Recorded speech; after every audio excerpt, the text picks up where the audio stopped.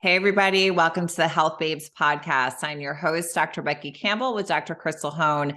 Today, we have Jordan from Trauma Free Academy on. This was probably one of my favorite episodes we've recorded. He was amazing. We're going to have a part two because it was so good.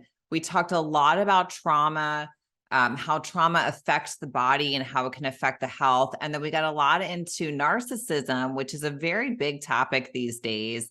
And we talked so much about that and how you identify narcissism, how you heal from narcissistic abuse. And we just cannot wait for you to listen to this episode. So let's welcome Jordan. All right, Jordan, we're so happy to have you. I have been following you on TikTok for so long, and you and I have been chatting in the DMs of Instagram forever because you're awesome. And I can resonate so much with, so many of your videos. Anyone who does not follow Jordan on TikTok or Instagram, you need to do that right now because he has so much amazing information. So we're going to try to cover a lot of that today, but definitely head over there after and we'll put that in the show notes as far as linking to where you can find that. So let's kind of start with, what is your story with this? Like, how did you get into talking about all this and helping people? Well, first of all, thank you very much for having me. I am beyond humbled by the intro, and it's really exciting to be here.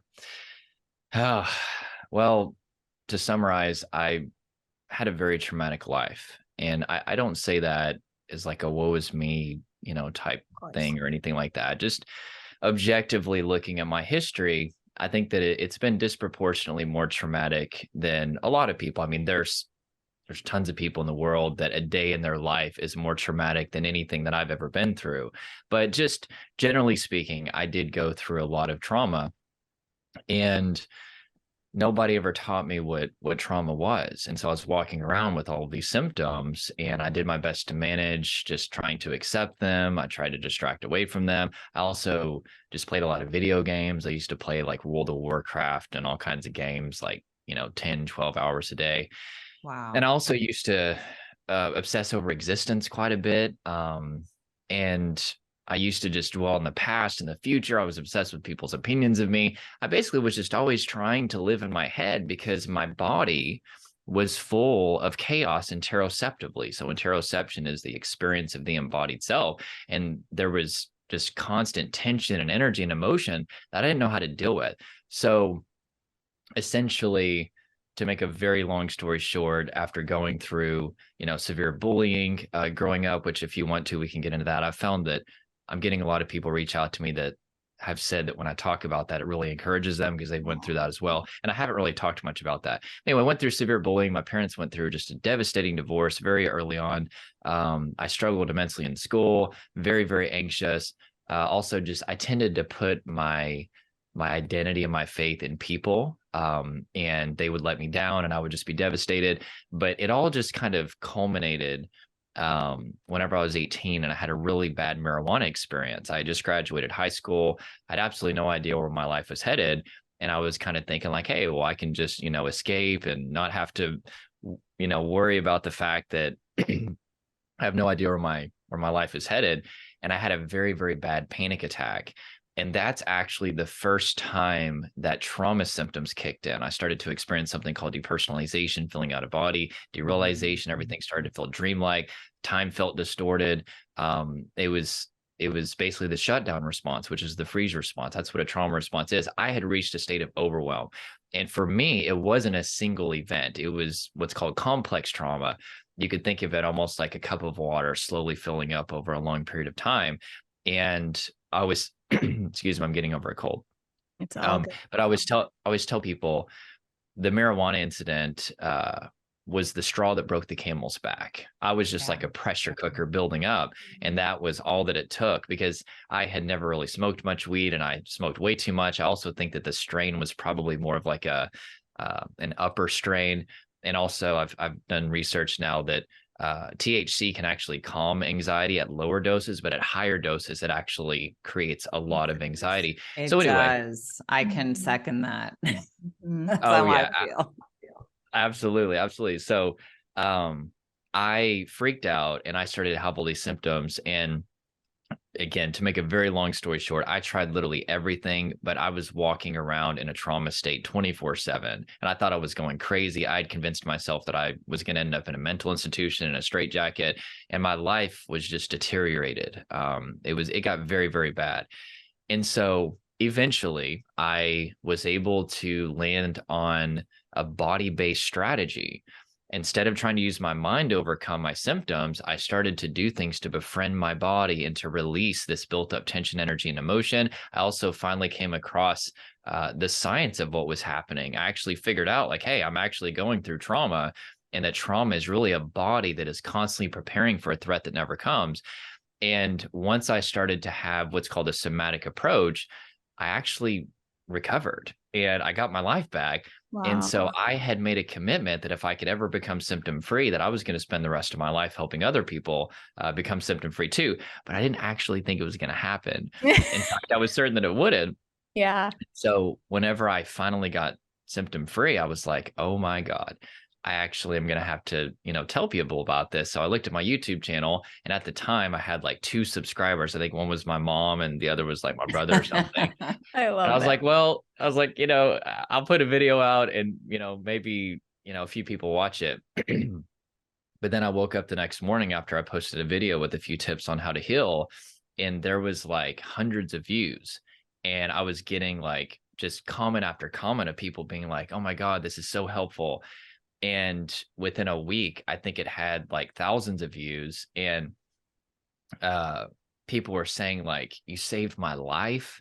And I was excited and terrified. I was excited because I was helping people, but I did not want to talk about my symptoms. That was like the last thing that I wanted to do. But I was basically being summoned to a group of people that were just like I was for so many years. They were desperately searching for answers and they weren't finding them. And YouTube was kind of one of the outlets that they were looking to. And what they told me is that the way that I explained things was very simple for them. It really encouraged them.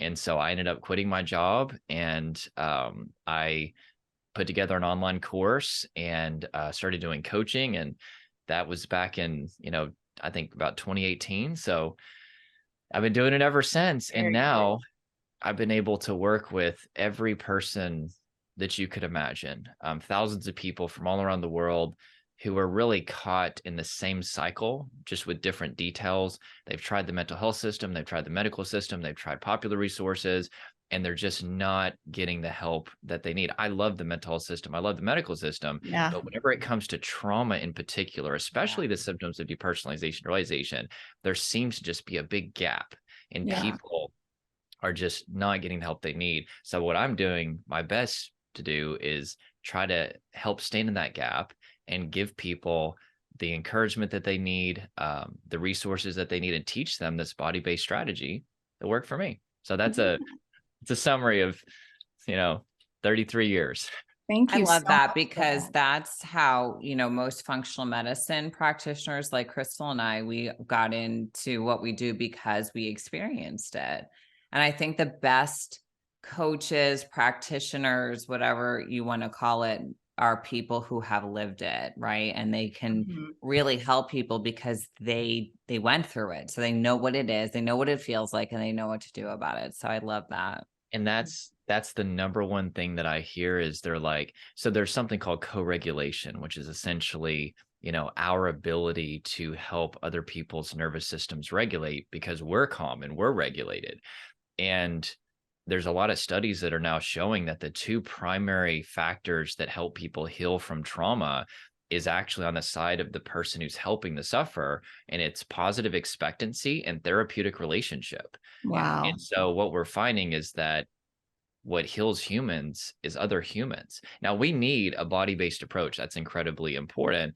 But whenever you are speaking with somebody that has been in your shoes, there's immediately relief that comes in the nervous system. I've had so many people that have taken my online courses, for example, and I always start out with scientific education, and they're like, I feel like I was 50% healed just hearing somebody who's been through it give me some accurate information.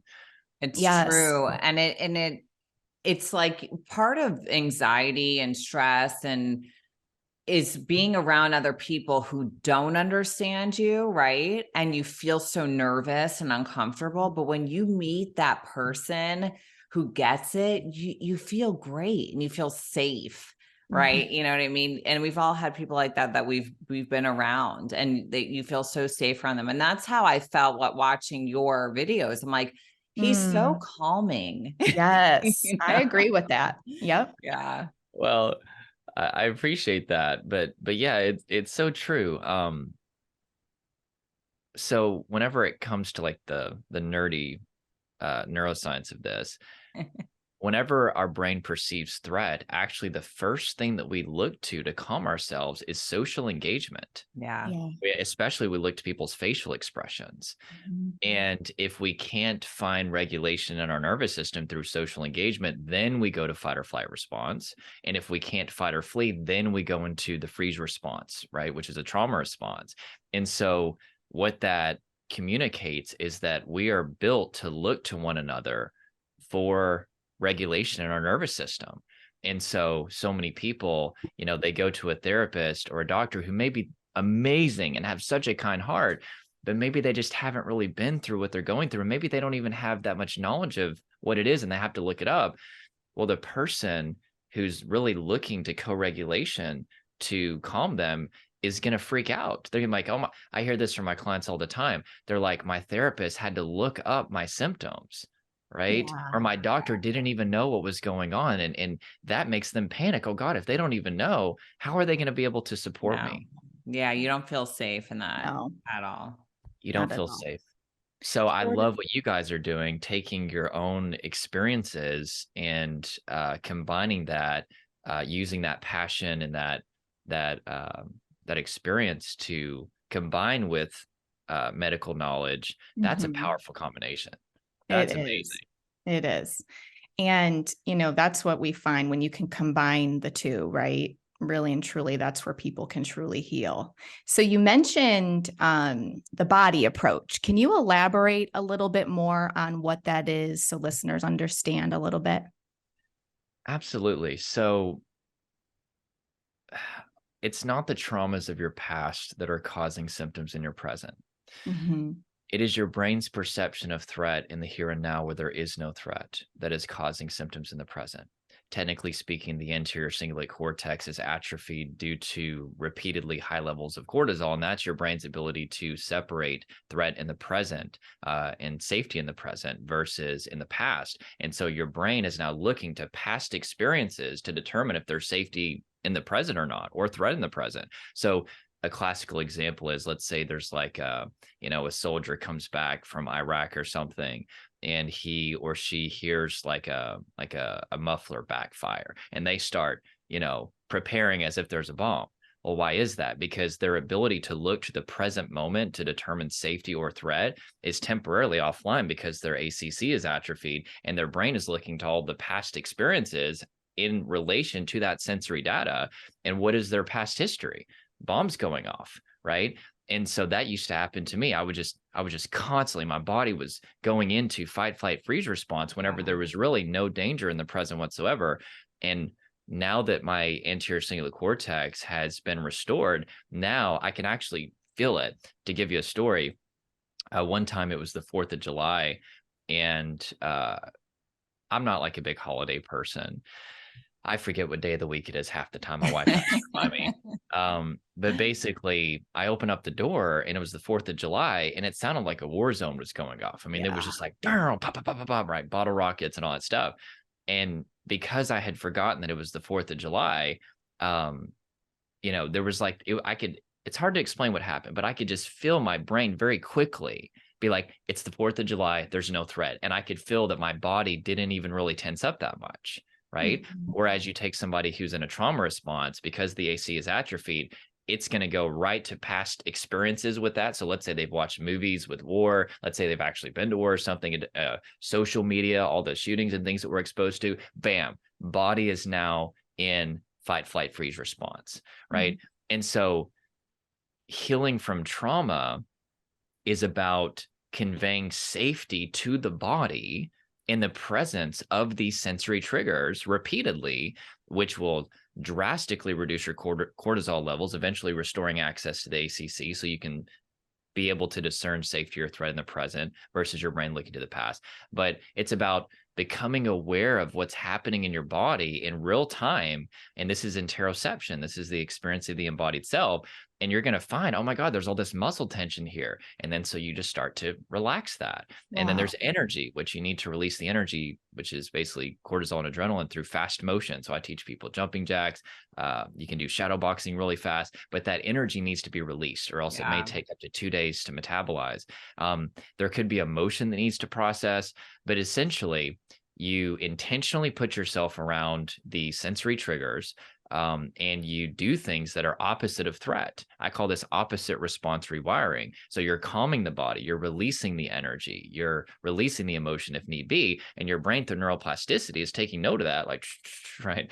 I have a lot of corny jokes, by the way. So if you, I love corny jokes. I know they're not like your brain's sit up there with like a little notepad, like, okay, wait a second.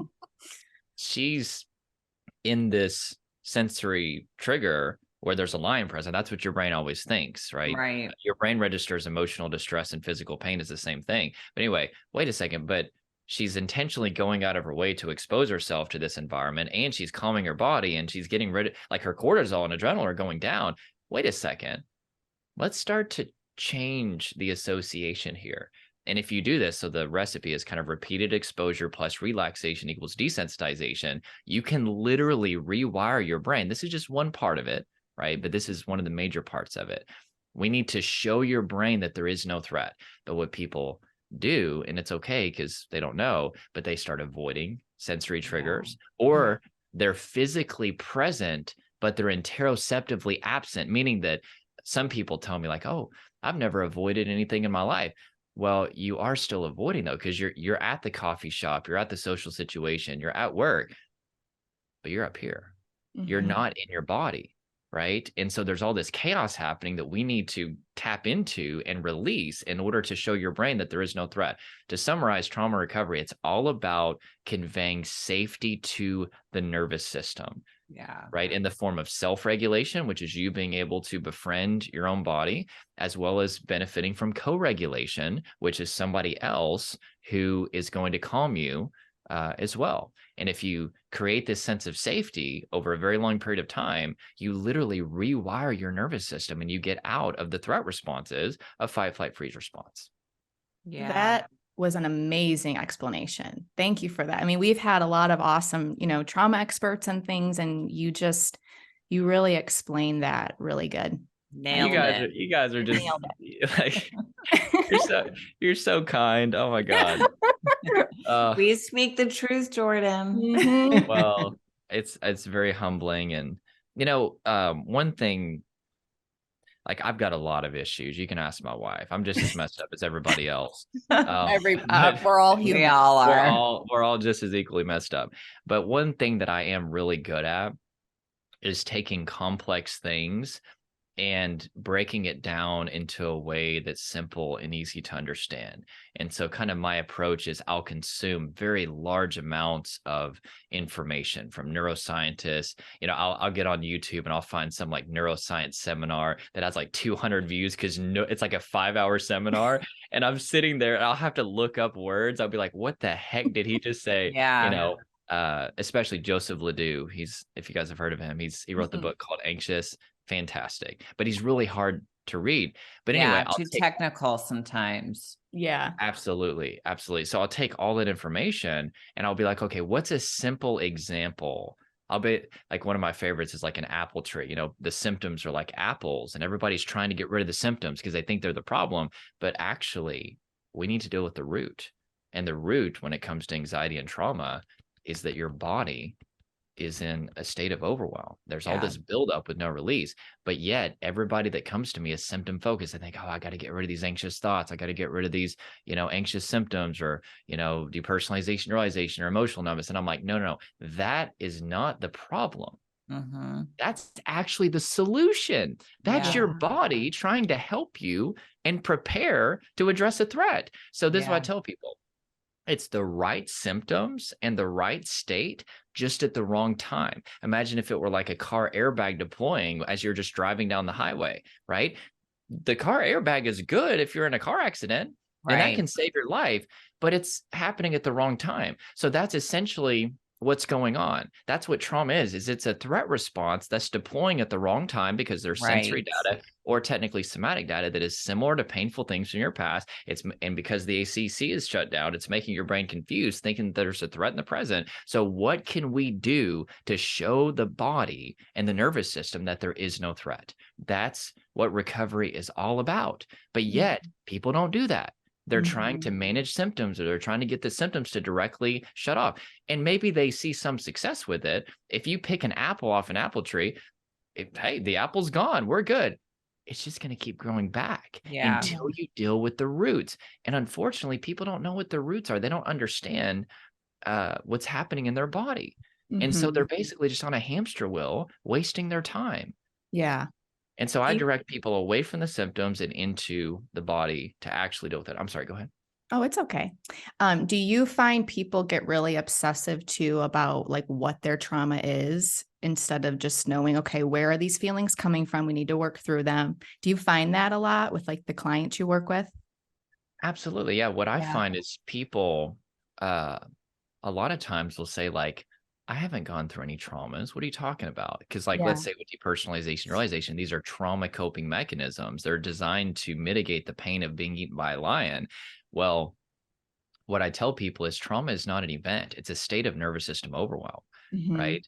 And Thank you for saying that, because it's so true. People are like, well, I haven't been attacked or, you know, whatever. And I'm like, they minimize it. That is not always the case. You know, don't compare your trauma to other people's trauma. You're 100% right. You know, I've had like trauma can happen two ways. Number one, a major trauma, which is like a lightning strike, right? It comes very fast and it's this sudden, overwhelming state of stress. So like imagine my T here. Let's say this is your body and the T represents stress. Well, you were regulated before then, but all of a sudden, bam, something happens that just overwhelms the nervous system. That does happen. But mostly what I think happens, I would say most people, is complex trauma, where you can imagine that it's like the glass of water slowly fills up over a very long period of time. And because people can't connect this state of overwhelm to one specific event, they get confused. But it wasn't one specific event. Like let's say you're walking around like right here, where you're just almost at a state of overwhelm. Let's say you're at a 9 out of 10. And once you get to an 11, that's a trauma state. You just need a level 2 stressor to put you over the edge. And so even like sometimes if you're already walking around with extreme tension and energy and emotion in the body, like even something relatively small can be what pushes you into that trauma state. And so people get really afraid because they're like, I wasn't in a car accident. I didn't go to war. Like what's going on here? And so it's important that we educate people about complex trauma, especially that it's the slow buildup of stress, usually over a very long period of time. It's not just one big bad event. There's several things that have happened. But anyway, and also what I tell people is, again, it's not the traumas of your past that are causing symptoms in the present. That's history.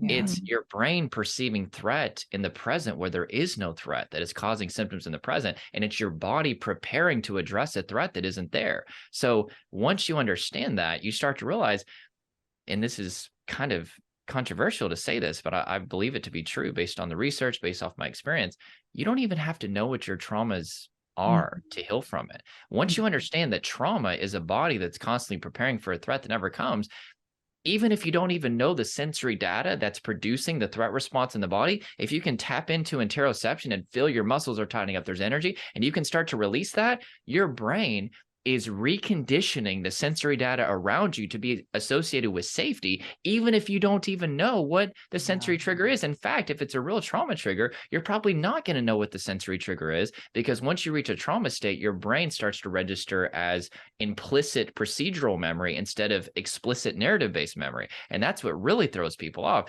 is they'll just be pumping gas or hanging out with their kids, and all of a sudden their body is in a state of overwhelm. Right. So it's this threat response without a story.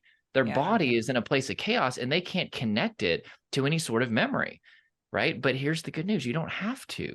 I never had to go back and talk about past childhood trauma or revisit those memories.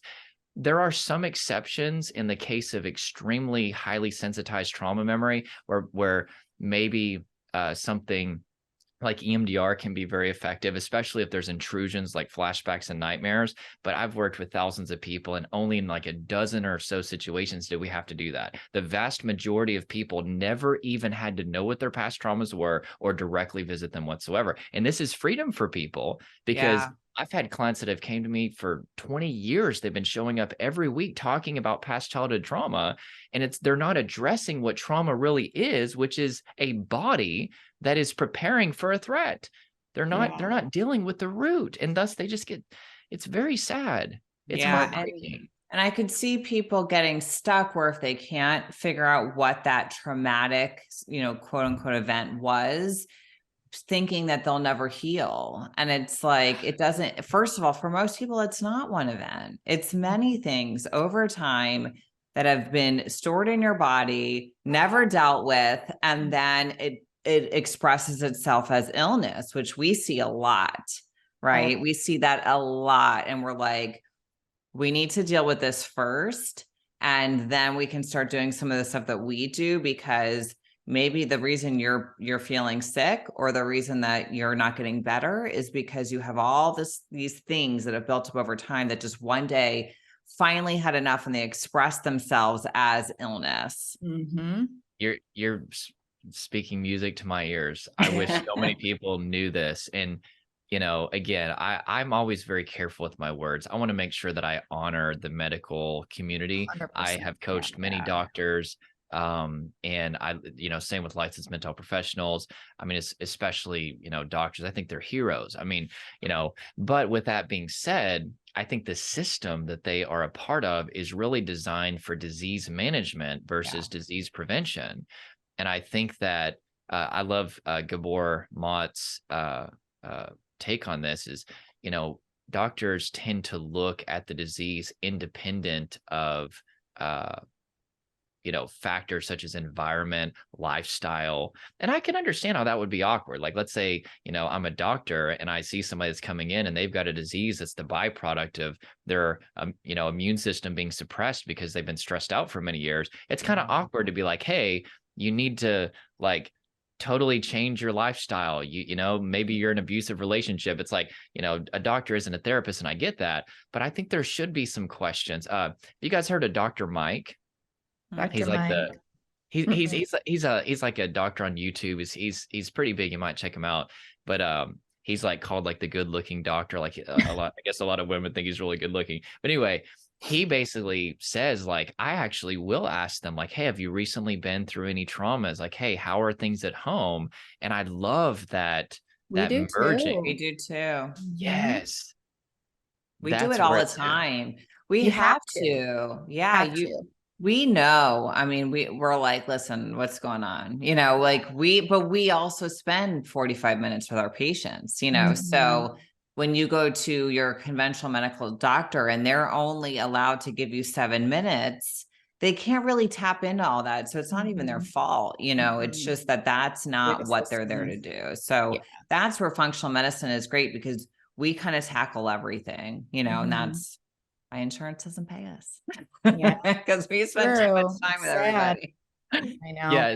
So I think that we can acknowledge that doctors got into the medical field to help people, and they love people. Let's say most of them.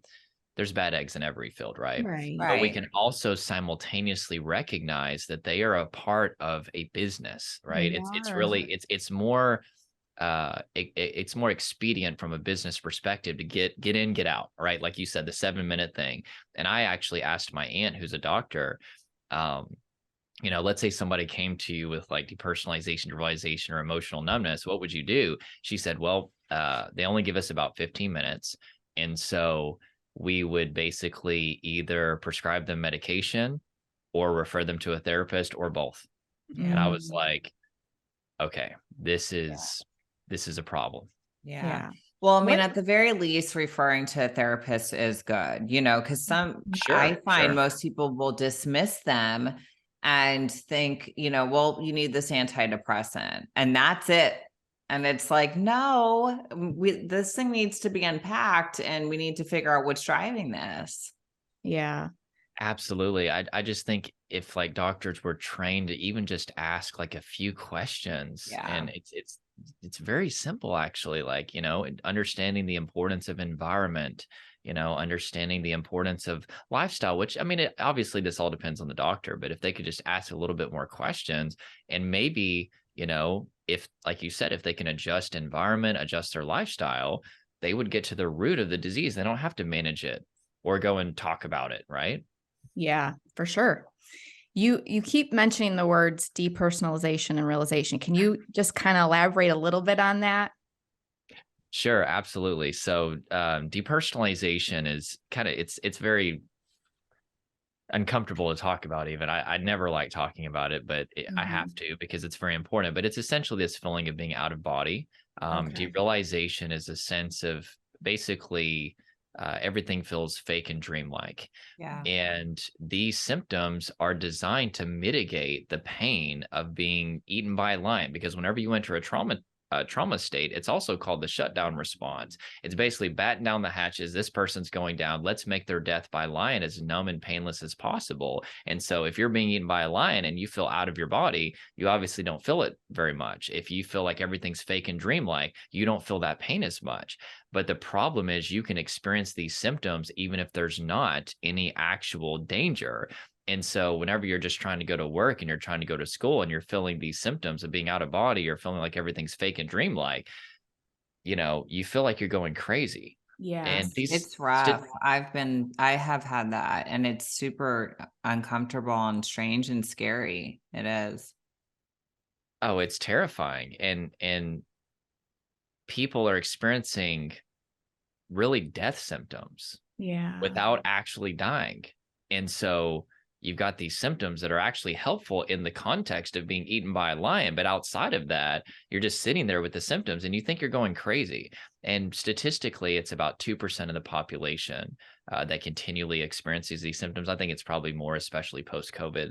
I think the lockdowns, especially, trauma happens when you feel trapped. You feel like you can't escape. And I think not to get into the political side of that, but I think, I had so many clients that got traumatized because of the lockdowns, because suddenly they felt trapped in their house. They felt like they couldn't leave. And so anyway, but the symptoms are trauma coping mechanisms. They're there to help you cope. For example, these are actually mammalian defense mechanisms. It's not even exclusive to humans. So let's say that there was a gazelle, plays dead. There's a lion there that's about to eat it. Well, those symptoms are there, depersonalization, realization, as well as other trauma symptoms, just in case the lion doesn't buy it and decides to eat it. It'll be a lot less painful if there's emotional numbness to pain, depersonalization, realization. But there's also this big charge of energy. So that way, if the lion walks off, the gazelle will be able to quickly jump up and flee and get to safety. And this is another thing that happens in a trauma response is there's this massive charge of energy that actually needs to release through shaking in the body. And a lot of people suppress that, and the energy gets trapped in our psoas muscles. Thankfully, though, there's a set of exercises that was created by a man named Dr. David Berceli called the trauma releasing exercises. And it's a way you first fatigue your calves and thigh muscles, and then you lie on your back and you kind of put your feet on the ground, your knees up, and it actually induces the tremor response. And you can get rid of that energy, even if you didn't release it through shaking the first time. The story is Dr. David Berceli was in some country where there was like a threat of nuclear war or some war or something like that.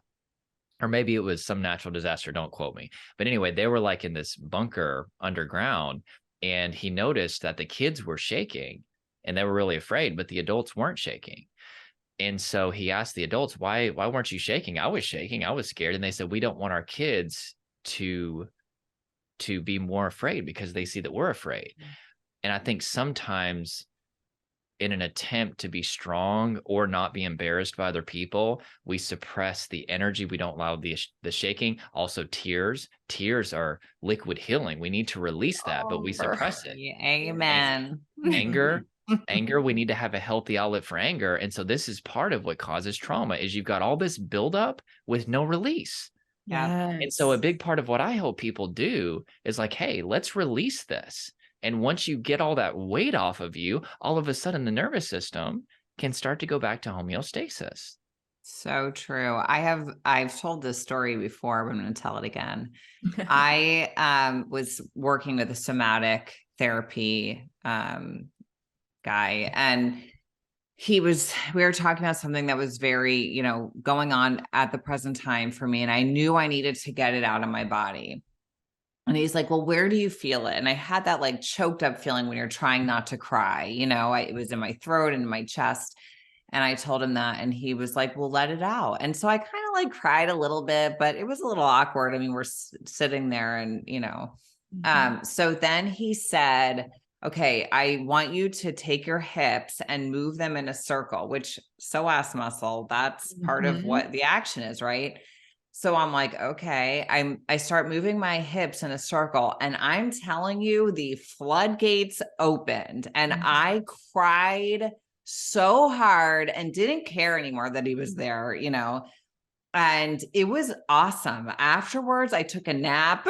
You felt such a relief. Yep. I remember you called me and you were like, oh my gosh, like I have never experienced anything like that.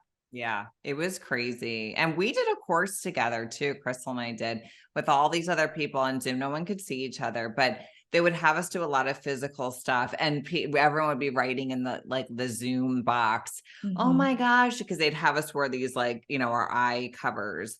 And they would be like, my eye things are soaked, everyone was bawling, but everyone was so happy because we were getting out all this stored trauma. So can you talk a little bit more about how crying is a big part of healing? 100%. Yeah. I think a lot of it goes back to two factors. Number one, just being a man in general. I think from the time we're kids, we're taught that crying is unacceptable, which could not be further from the truth. Crying is a biological imperative that is necessary for healing. It has nothing to do with gender. And I talk to men all the time, like some of them have never cried in their entire life. And I'm like, there's no way that you have not been through things that would make it appropriate to need to release tears. And so I think there's like this stigma with men that, we're just supposed to not ever cry. And it's not true. Now, maybe we cry less or something, but if I feel a need to cry, I will cry like a freaking baby. I will intentionally try to induce more of it because I know if I suppress that, it's going to get stored in my body. And then sensory data that's similar to whatever initially caused the crying is going to start to release that. And the emotion is just going to keep trying to come up.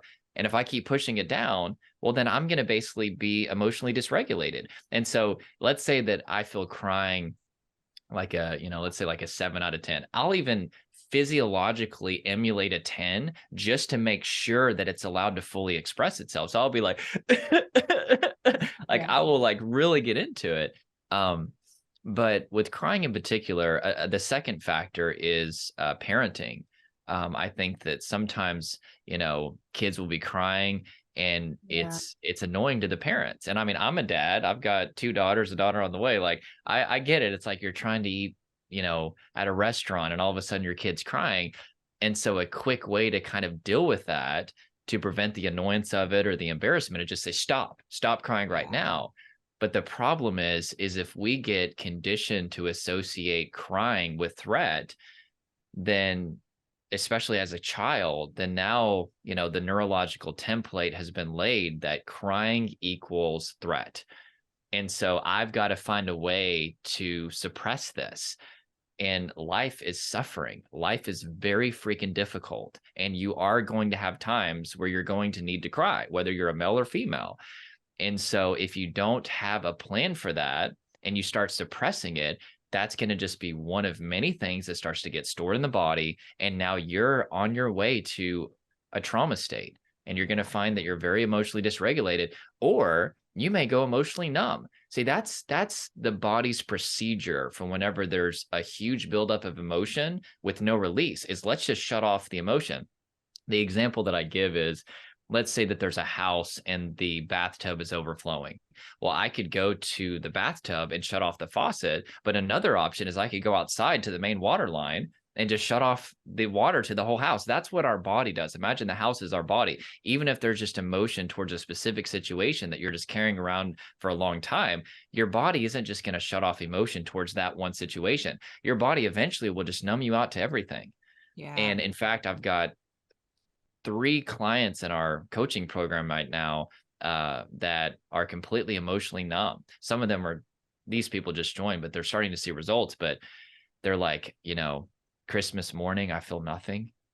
I spend time with my kids and I feel nothing. I try to, like, their spouse, they go on dates, they feel nothing. Trying to walk around emotionally numb is just, it makes life just not worth living if you take the emotion out of it. So anyway, we need a healthy outlet for that. But I will tell you, here's like a hack. If somebody was having trouble releasing tears, Becky, you had mentioned whenever you were working with that gentleman, you kind of felt that urge to cry. Mm-hmm. Well, whenever you feel that, to anybody who's listening, do progressive muscle relaxation. Because whenever you're in a state of survival, anything that is not paramount for survival gets temporarily put on hold. Your digestion gets suppressed, your immune system gets suppressed, even your salivary glands get suppressed. That's why people get dry mouth. Also, processing emotion, that's not paramount for survival. And whenever you squeeze your muscles, you just slowly squeeze for 5 seconds, and then you slowly relax for 5 seconds, go to the next muscle group. You just go through the whole body and do that.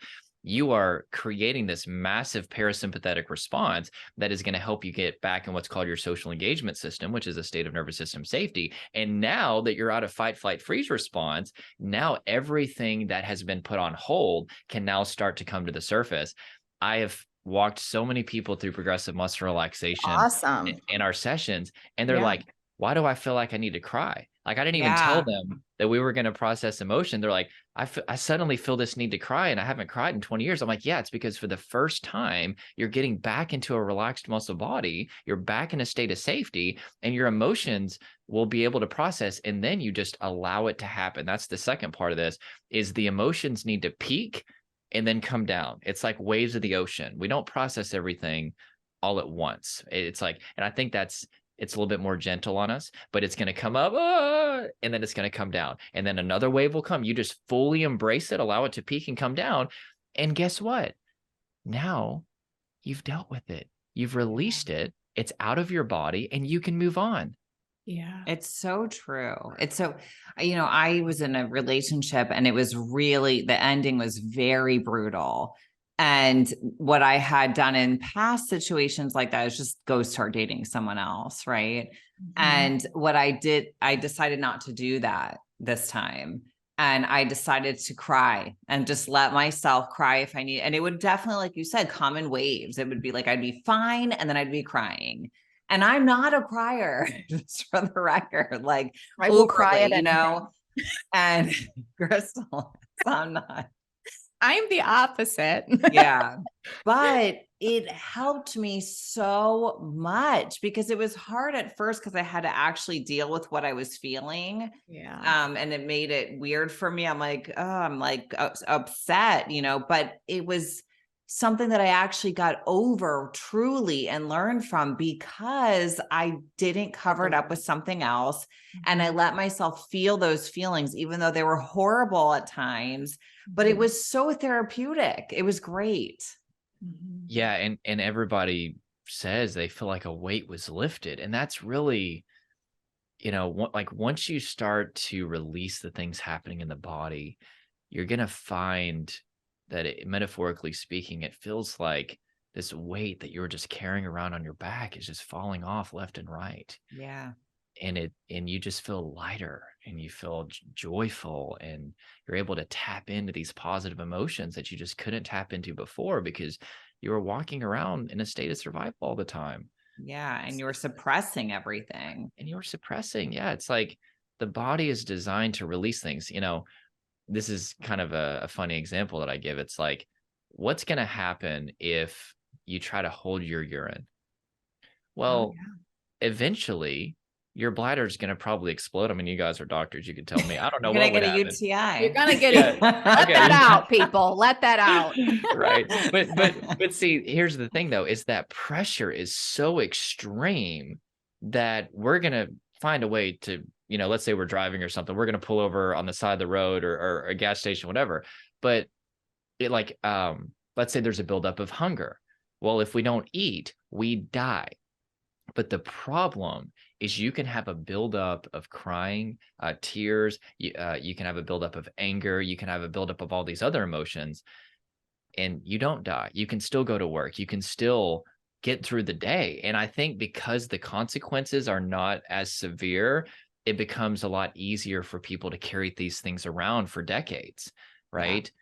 But what I always ask people, I'm like, what kind of life do you want to live? Like, are you ready to actually have quality of life? If you want that, we need to release, just because you can make it to work and make it through the day, like you're just surviving. Let's get you to thriving, right? Yeah. Okay, let's switch gears a little. Speaking of relationship issues, you talk a lot about narcissism, and it's a really big buzzword now, and it's not always correct, I think, people's diagnosis of narcissism. But let's talk about real narcissism. So, why is it such a big topic right now? That's a good question. I think, especially with TikTok, I think TikTok has changed the social media landscape for a lot of reasons. It's a way to get out information very quickly in these little bite-sized pieces. I think with COVID, you had a lot of people who were just kind of sitting on their phone for very long periods of time, and TikTok kind of became a way to get exposed to information that maybe, an outlet, absolutely, that maybe they wouldn't have seen before. But I will tell you, like, whenever I do my videos on TikTok about narcissism, you do like these little hashtags, and it shows you how many video views are associated with each hashtag. Like in the billions, right? Yeah, it'll be like 3 billion views or something. And I'm like, oh my God. Like depersonalization, derealisation, there's quite a few, but it's like definitely millions. That's why we need to spread awareness about that. And I appreciate you guys giving me a second to talk about those symptoms, because those are just virtually unknown. But anyway, yeah, so I think TikTok, honestly, and social media in general, I think that it's allowing people to be exposed to information that they just weren't exposed to before. And I don't necessarily think that they're a more narcissist. I mean, I think our culture is increasingly becoming more narcissistic, but I think it's just people are becoming aware of this information and realizing that they are connected to a narcissist. Right. It's true, because they've been experiencing these things. They didn't know there was a name associated with it. And then they find out, oh my gosh, yes, this is what that is. And then they become kind of like really intrigued with it and want to know a lot more, I think. Oh, yeah. And that's kind of part of my story. Is I was dealing with multiple narcissists who had come into my life and were just wreaking havoc on me mentally, physically, emotionally, spiritually, every way. And I went to get help for it. And the person that I went to get help said, I think that these people are narcissists, in particular, a covert narcissists. Yes, I was going to ask you about that. Yeah. What is that? What's the difference between? Can you elaborate? Yeah, I can. So I was like, what the heck is this? Like, like, I had heard the word narcissist as like a derogatory name that you say, whenever you're ticked off, you little narcissist. I had no idea that this was actually, there's technically 9 traits. And if you operate in most of them or all of them in an extreme way on a consistent basis, you're considered to be a narcissist. Anyway, so I started to look up on social media, covert narcissism. And it was like decades of my history suddenly made sense. Wow. It was actually terrifying. And I was like, how do they know these people that I've dealt with? Like everything that they were not everything, but almost everything. There were a few things that I was like, no, I don't really think I've had somebody do that to me, but almost everything. And my mind got flooded with all these scenarios of things that I experienced. And I'm like, oh, that was gaslighting. Oh my God, that was Yes. projection. Oh, wait, it's because they don't have empathy. Oh, it's because they're terrified of vulnerability. Oh my God. And it's like, I went into what's called the shock grief phase, which is, where you're in shock and you're coming to the realization that something, like, you're becoming aware of the intensity of a situation. And the thing about narcissistic abuse is they brainwash you. And so if somebody's really under narcissistic abuse, they have no idea that they are under narcissistic abuse. In fact, it's opposite. They think that they're the problem. They do. They think that, yeah, they think they can do no wrong. And so whenever I came across this information, you could say that the peeling of the layers of abuse began. And I was very angry, to be honest with you. I was very angry, and I realized just, how many years of my life were wasted because I got brainwashed by these different people who took advantage of the fact that I'm an empath. And, at the time I didn't have very good boundaries. I tended to internalize everything. Didn't have a really strong sense of self or identity, and they just took full advantage of that. And I became a supply, which you can think of like a drug addiction. To a narcissist, people are their drug. And they look for people, they target people that are easy to manipulate, to control, to gaslight, because that makes them feel superior. And that's how the narcissist feels a sense of self, is feeling superior over others. And so typically you'll see a narcissist with an empath, or somebody that's like an empath, and that they're just very easy to manipulate. And so, but it really begins with education. And, that's what I tell people. It's like, if you're even wondering if you're with a narcissist or not, go to YouTube and watch a bunch of videos on it, right? Or go to TikTok or read some books about narcissism. And if you feel like they're describing everything that you're going through, that could be a sign. That wouldn't be happening if you weren't with a narcissist, right? Right. You wouldn't be wondering that, and you wouldn't be resonating with what these people are saying. And, speaking of, narcissism or narcissists being kind of linked with empaths, you talk about how narcissists get empaths hooked. How is that? Well, for a lot of reasons. The narcissist, like, let's say in the context of a romantic relationship, they'll do something called love bombing, which is essentially, like, the narcissist knows that if they show their control and their manipulation and who they really are right at the beginning, it'll scare the person off. So they kind of put on this show of just lavishing this person with compliments and buying them clothes, taking them on extravagant trips, and just doing all these, sex is just incredible. It's just perfect. And what happens is the person who's with the narcissist is starting to think, I've hit the jackpot. Yeah. This is my dream person. And there's all these neural pathways that are forming, and they get hooked. But then once the show is over, and actually technically, you could see the narcissism from the beginning. You were just so love drunk you didn't see it. Actually, once you get trained to look for this stuff, you'll see that it was there the whole time. It just wasn't as extreme because there was just so much dopamine and serotonin coming from the love bombing stage. But eventually, you could say the honeymoon phase is over, and all of a sudden the person who's with the narcissist starts to think, wait a second, they're actually kind of arrogant. Wait a second. They don't really have that much empathy for people. They kind of tend to control, and they're devastated. And so what they do is they go into fix it mode. I've got to fix this person. What, especially if they're an empath, how can I demonstrate forgiveness and kindness and unconditional love? Because if I can get them to be like they were at the beginning, this is my dream person. And what the person does, whether they're an empath or not, is they dissociate from the reality of who the narcissist is by living in fantasy of who the narcissist could be, or who they thought that they were at the very beginning. And that never was that person. That was just a show that you bought into because your eyes weren't open yet to what was going on.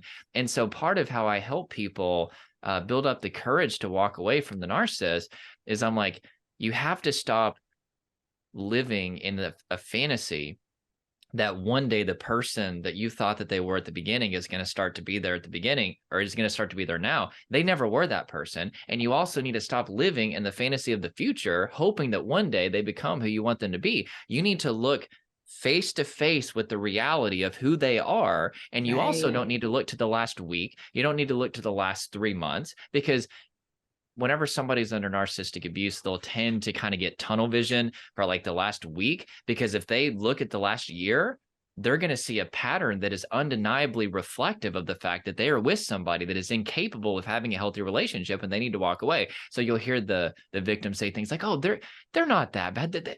They've been doing great lately. Oh no, they don't do that anymore. Everything's fine."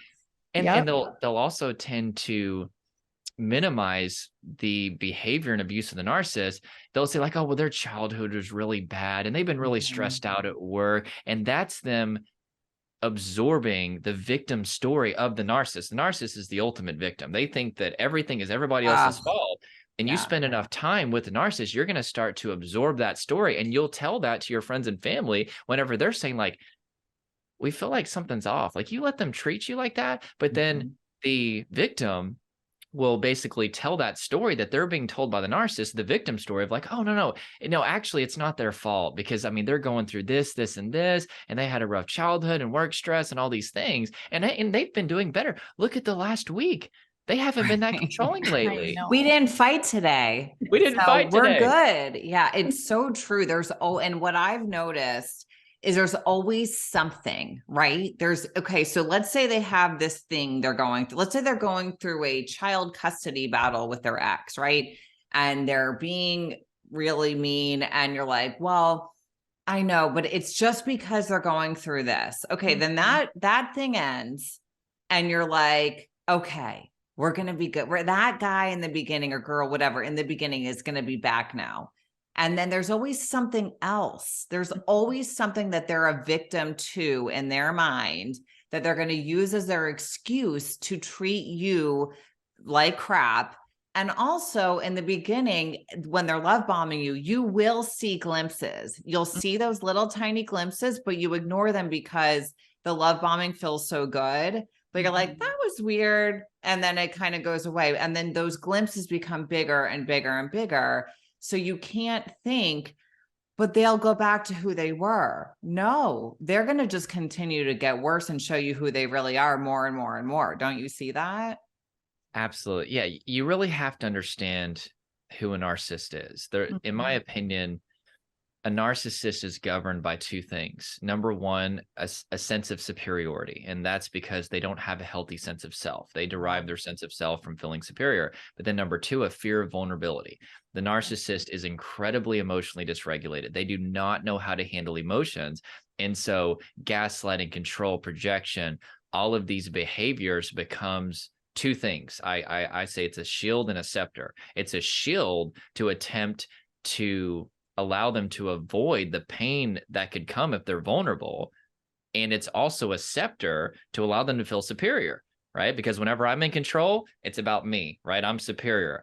If you're wrong, well, then that means I'm right. And that makes me feel good. But then also these behaviors simultaneously serve to shield them from having to be vulnerable, which could lead to pain that they don't know how to deal with. For example, let's say you're in an argument with the narcissist and you have evidence that they're wrong and that they really did something very wrong. They need to apologize. Well, that's a threat to the narcissist, because that means that they're not superior if they're wrong. And it's going to mean that they're going to have to feel pain in their body that comes whenever you acknowledge that you did wrong. So what do? They run to, okay, how can I get out of this? Yeah. Let's say gaslighting. No, actually, I didn't even do that. You did that. I'm not the problem. You're the crazy one. I didn't lie. You lied. Yeah, right? They'll lie. They'll project. They'll do whatever they can to maintain this facade of superiority, as well as shield them from vulnerability that could lead to emotional distress that they don't know how to deal with. Which means that, to answer your question, they're incapable of having a healthy relationship. And if you're waiting for this magical day to happen, that suddenly they're kind and empathetic and forgiving and have trust and take ownership of their issues, statistics would not bear this out that that's likely to happen. In fact, Right. Dr. Ramani, who's one of the world's leading psychologists when it comes to narcissism, would say that there's pretty much a 99% chance that that's not going to happen. And you also need to remember that this fear of vulnerability and also this sense of superiority most likely originated in childhood. These Yeah. neural pathways are so strong that typically what has to happen, if they ever were to change, which let's say there's like a 1% chance, typically their whole world is going to have to fall apart. They're going to have to basically just experience so many consequences for walking around, treating people the way that they treat people and believing that they're superior, to where maybe there's that small chance that they finally see they're good, or they finally see they're wrong. But do you want to go with them on that ride whenever there's a 99% chance of failure that they're ever going to change? And if they did change, it would be the byproduct of them having to basically hit rock bottom and destroy their entire life. I do know a few people who would say that they were narcissists and have changed.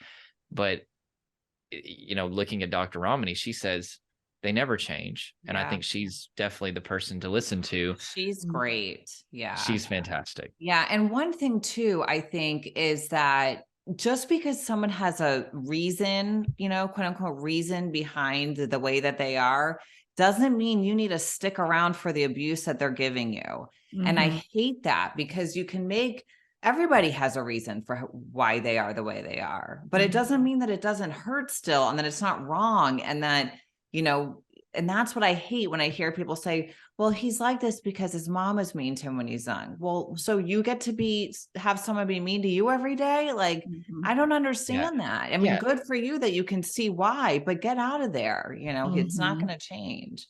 Absolutely. So let's look at it from this perspective.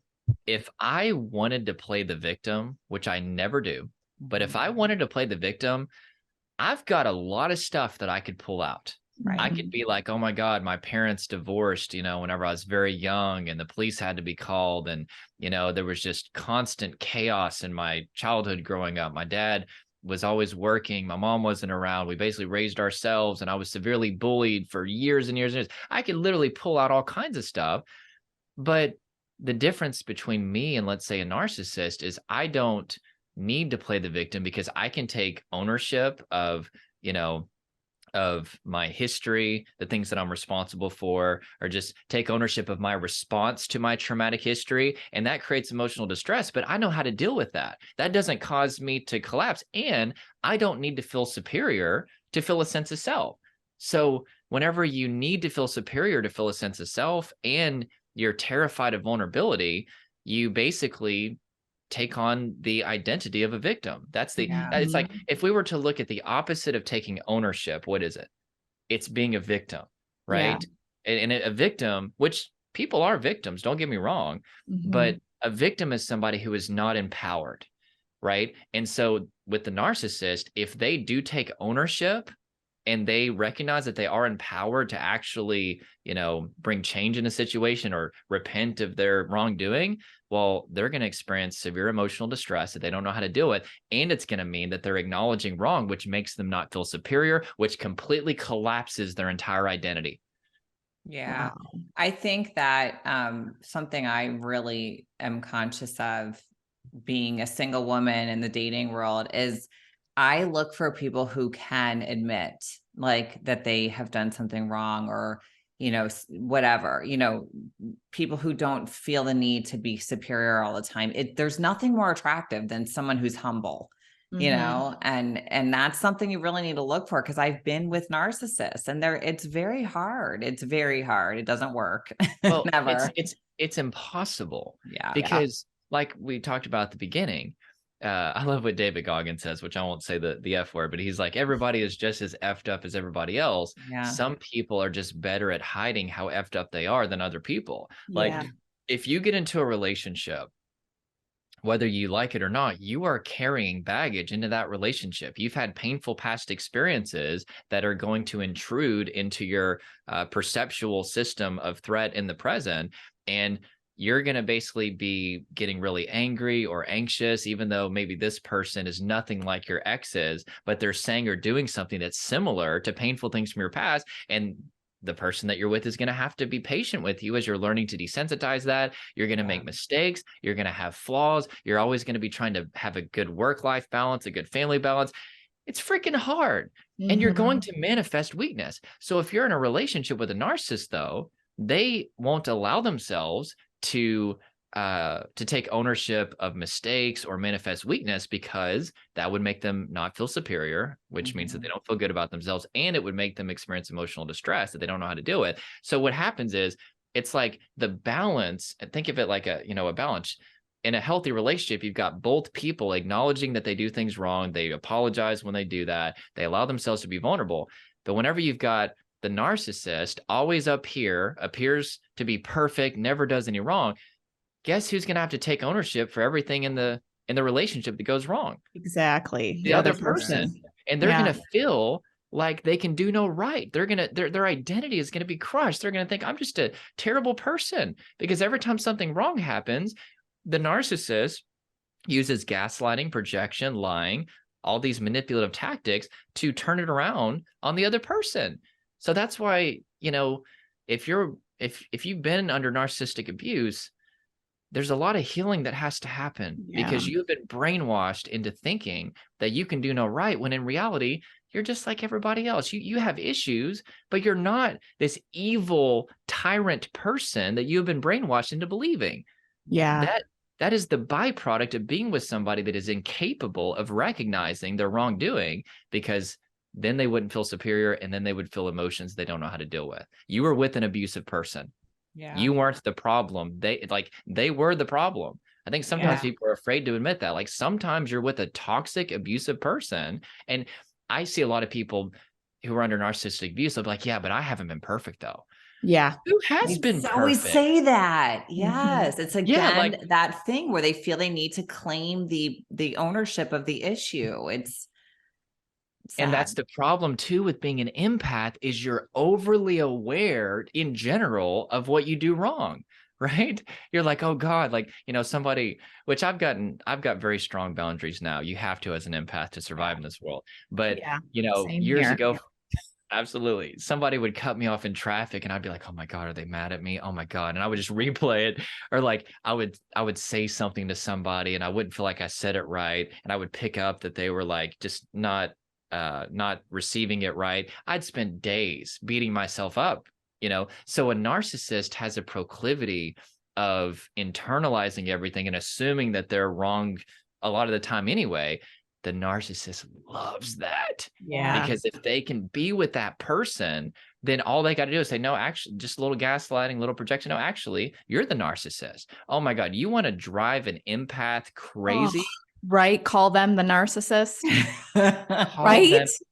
Because an empath has a disproportionately high level of empathy towards people. And to call them a narcissist is like kryptonite. It's like, oh my God, no. Yes. But it serves the purpose. This gaslighting technique serves the purpose to keep the empath constantly in their inner world, questioning how terrible they are and whether they're the narcissist or not, and also chasing the narcissist, trying to win them over. And the narcissist is sitting back eating popcorn.